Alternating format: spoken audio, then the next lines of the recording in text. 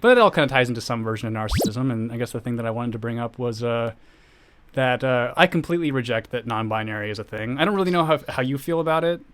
You don't have to take a strong stance I publicly won't, if you don't. I don't have one. Yeah. I think talking about, and this episode is going to be full of topics that I find to be very boring because it's like, come on, guys.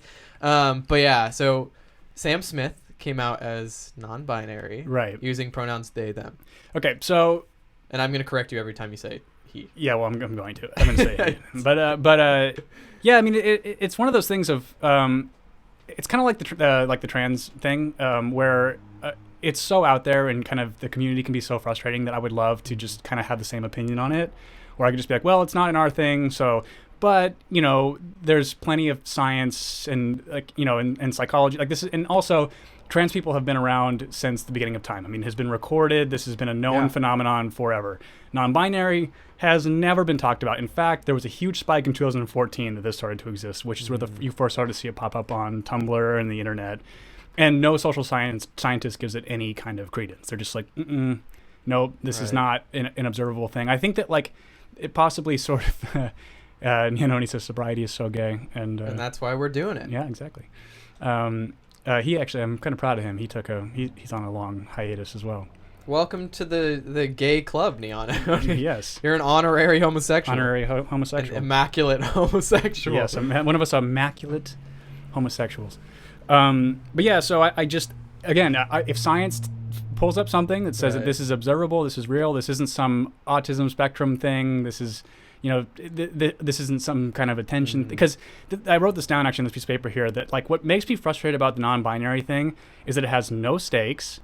Literally, there's no stakes, meaning that they don't have to. If you're transgender, you have to literally change the way that you look, and society will treat you differently.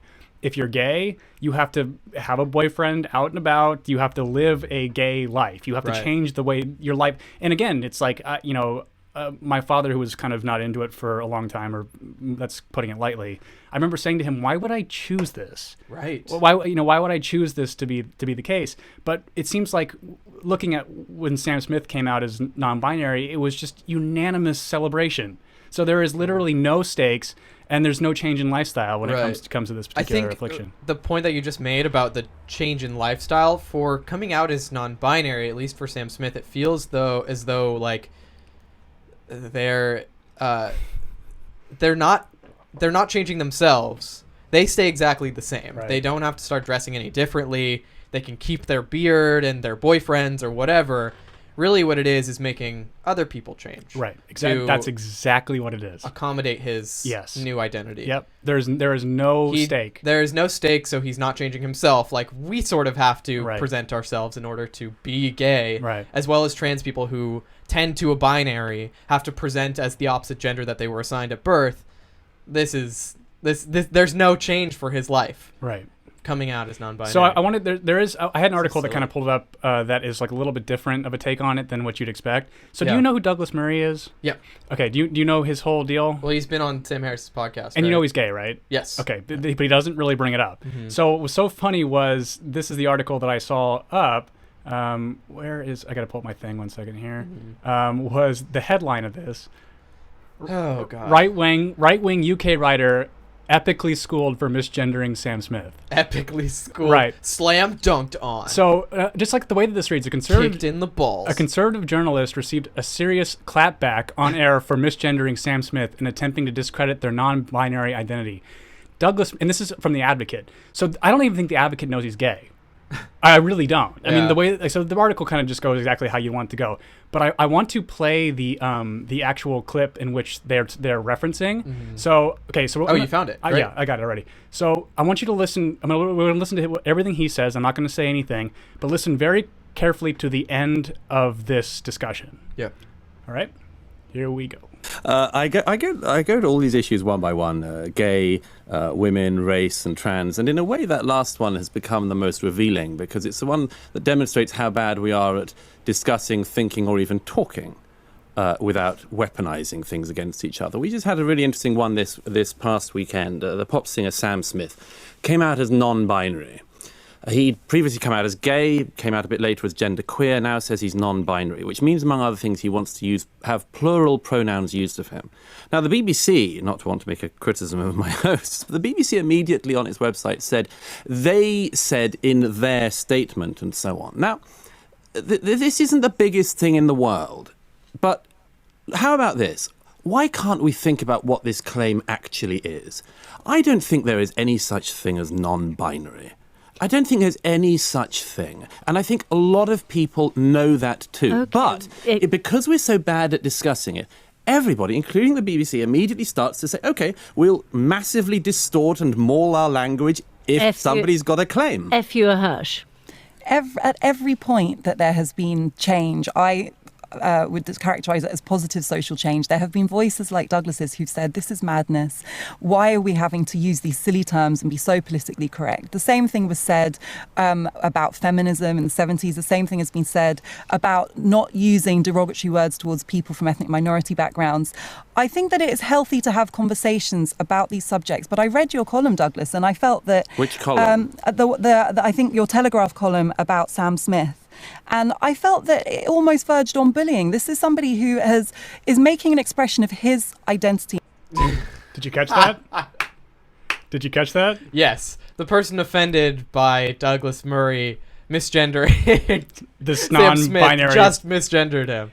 And misgendered them. And so it was kind of interesting to me because she almost kind of had a point, right? Yes, and I'm like, yeah. you know, that's that when she was kind of I was listening to, and I'm a big fan of Douglas Murray, like kind of full disclosure. And I said, like, you know, yeah, that's kind of an interesting way to look at it. I because again, like, as passionate as I get about these things, I just am looking for a better argument. You know, if science comes up with one that says, you know, we see a part of the brain that can make gender this confusing kind of thing. I'll be like, and that's not in the dysphoria category. Yeah, we know that dysphoria exists. Right, but if there's something that can say that, because that's one of the biggest things about the non-binary argument too, is it completely dismisses the trans experience, in which they have distress in which they don't live in the binary, right? Right. Like where they live either on one side of these two things, but they're in the wrong body. Which again, this can be observed. This has been observed historically, and we can recognize it in the brain. But so again, I'm always looking for the better argument. So it was so funny because I'm like, all right, yeah, you know, I can see where she's coming from, progress, and this isn't an uncommon argument that these people make. But then for her to fuck it up at the end there is so telling of how kind of ridiculous this is to me. You know what I mean? Like somebody who's completely an advocate and was on that program to call Douglas Murray a bully fucked it up, and you're like, yep, because your brain just can't. We can't really do this. And again, I think that I find it kind of personally offensive because, again, like I said in the beginning, there are just no stakes to this. There's nothing you have to change. And again, no one was talking about Sam Smith, and this got him so much attention and so much praise over doing nothing. He's gonna release an album, and I think that's what's coming. This is sort of like and then they'll kind of use this as a catapult for it. And again, it's kind of like the thing we've talked about with outrage marketing. I think that this is probably his PR team, because I didn't even know about the genderqueer thing or whatever, which again is equally as kind of annoying to me. Of like, look, dude, like we've been doing like Bowie already did all this shit. You're not fucking inventing anything new. You know, you watch Pink Flamingos or any John Waters film. Like Divine was ahead of all of you. Didn't care. Wasn't confrontational about it. He just was who he identified as him, just for the record. But was a drag? What? Divine? Oh yeah, I know. Yeah. And but again, it was just like, no, this is a character that I play, and this is fun, and I enjoy doing this, but it never was this thing of you must accept this. It's sort of like, well, if you don't, then kind of fuck you. And I'm gonna be. You're not in the cool part of this culture. Exactly. When it was cool, you know what I mean, and it was dangerous and it was risky, but I think that it's part of this thing where we just live such a sheltered existence in which people. I honestly, I think a lot of what the non-binary phenomenon has to do with is Gen Z and millennials go through college, go to all these liberal arts courses in which they're told that they're the oppressor. They're like, I don't want to be the oppressor. Non-binary. I don't even have a gender. Now I'm with the gays. Now I'm just as oppressed as the gays. I can hang out with the gays. And the reality is, if you were like a non-woke person that's just like, yeah, I love gays, but fuck all this shit, then you're my friend. I think it might actually be less. It might be simpler and less nefarious than that. in like trying to shed your oppressor identity. I really think it might be more of like a longing for a Paris is Burning type absolutely community. Yes, because everybody wants to be part of that cool ass club. And that's the kind of thing too of like that's what I think is so fascinating for someone like myself who kind of found that stuff to be interesting as kind of like a historical document of my gay forefathers or whatever, but have never really identified with it. I don't really find drag queens that funny. I don't dislike it. I don't really mind the art form, but it's not really my cup of tea. I'm not like, Madonna's music doesn't really do much for me. I mean, I like it, but it's not like this sort of, she's like not my queen, or Lady Gaga, whatever the contemporary is. It just never really has hit me in that way. I was into Nirvana and punk rock, and I was kind of, most of my friends were straight men, not by design. It just kind of ended up that way, and so, which is just, it's not better. I'm just saying that we're not all this. They want us to all be this particular thing, and it's like, and so, I don't know, but it just, and the fact is that like I'm nearly 30 years old, and I have never. This is brand new to me. Yeah. And I've lived around gay people and around all different types of gay people, queer people, whatever. Never has this ever been a thing until recently. Look at like the two most recent people who have come out as non-binary. It's Sam Smith and JVN, Jonathan Van Ness. Yeah, right. And it's like, how close can you get to being the champion of bringing the house down God? Like, right, I know. At the ball or whatever. And it's the like, more oppressed that you are. And I think maybe people are just like, and like you wrote in our shared note, like it's a longing for attention and I don't know, some kind of credit for something. But without having to actually do anything difficult.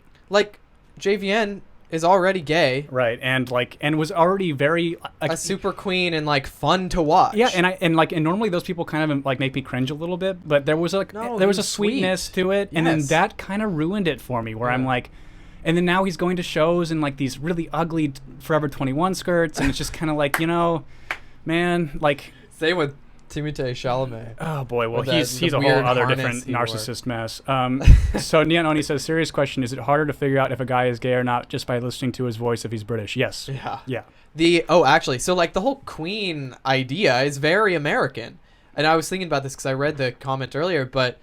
It's very American to have a gay voice. It's very American to have to be like a butch lesbian. I mean, like for the most part, you see people like Nanette, Hannah Gadsby, who like do sort of identify with blue. But it's a very American thing to be able to pursue a very extreme identity. And I don't think you see a lot of that in places like the UK. No, but I just think that I honestly think too the people that I've had problems with Sam Smith before, like when Stay With Me was the name of the song. It sounded so much like Won't Back Down by Tom Petty that even the producers and songwriters like called up Tom Petty and Jeff Lynne to be like, hey, do you want 25% of this song you didn't have anything to do with, because I just don't get mad at us. And they said cool. And yeah, I see that one. And the maybe lose my train of thought. Yeah. And then the other part was him. He did something else that. And then he says, "Oh, I've never heard 'Won't Back Down' by Tom Petty," and I'm like, "You fucking liar!" Everybody knows that. And then when Sam Smith was at the Oscars, when he won the Oscar for the song he did for the James Bond movie, and said, "I'm the first openly gay man to win an Oscar," and then the guy Dustin Lance Black, the guy that wrote Milk, was like, hello. And so it's like also, so you're not plugged into the gay community at all. No. Its achievements, which even makes this less credible to me. Right. And it's okay to not be connected to your community. It's like we don't really go to brunch every Sunday with a gaggle of gays. Right. Because that's not really us, and it's fine if we aren't, and it's fine if we are. But to pretend like Sam Smith is doing that you are as close to this community, I guess. That more than you actually are is very transparent. And I think, again, it's a kind of one of those things of like it's just going to alienate people from his music, that because again, it's like we were all I think most of America is fine with you being gay, and or like I guess the globe, because his music does really well. I find his voice to be pretty irritating personally, but I think the songs are pretty good. He has one that I liked. I don't really remember the name of it, but. Yeah, I mean, it was so clearly, it seems like a preemptive, I'm about to put out an album kind of thing. Yeah. When you've reached that kind of like fame, or that kind of, I don't know, that celebrity, the things you do are under a lot of scrutiny. I think it's that for sure, and I think it's also what I've been saying kind of jokingly, but I'm a little bit serious, is that white gay guys are kind of canceled, because I think that they're realizing that we're outspoken and they really hate the way that we fuck. This sort of the plan hates us, like, and so I think that they hate the way we fuck, as in the way we have sex. Just being kind of hedonistic, which we are, and which makes it fun. You know what I mean? And we kind of have cheat codes a little bit, and so then they have to kind of add these different and I think that the reflex that gay guys have, because they're noticing this, is to add things to their well, I'm non-binary, or I'm genderqueer, or they'll like start to dress in a very peacocky kind of way, or these kinds of things, just to sort of be like, well, but I'm still in this, I'm still in on it. And I think people like you and I are like, we don't really need to be a part of this, it's fine. Well, the real tragedy here, and I'm exhausted saying this over and over again, is that he's off the market. Sam Smith is no longer a gay man that we can date. Yeah. He is a gay, non-binary person. Yeah. So he'll never be interested, or we'll never be interested in him, because he's not a man. Yeah, so it's really tragic that we've lost. Whatever, shit's gay. We can move on from that. Shit's really fucking gay. Shit's really fucking gay.